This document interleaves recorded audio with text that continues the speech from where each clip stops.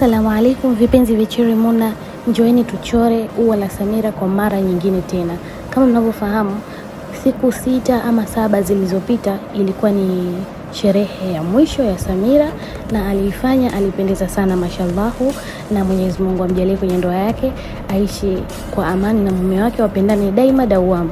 Na alipendeza sana jamani, alikuwa na outfit tofauti, lakini Samira kwenye swala la hina wakati huu alijua kutukomesha jamani.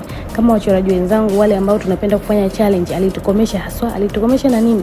Alitukomesha kwani alivaa nguo zote za mikono mirefu. Kwa hiyo ua lilikuwa halionekani, lakini nilipambana nikatafuta ua nikalipata. Hii hapa picha, nilipata hili ua lakini hina ikiwa imefutika iko kwa mbali, lakini nilipambana nalo hivyo, sikutaka kushindwa. Kwa hiyo jamani, results ikawa ni hii hapa. Mnaonaje? Ninavyosema sitaki kushindwa na kitu chochote, ninamaanisha hata kama halijatoka kama vile, lakini nimepambana nikalipata na nikachora na kitu kimetoka kama hiki. Kwa hiyo wateja wangu, kama una ua lako njoo nalo, mimi siwezi kushindwa kupambana nalo. Karibuni.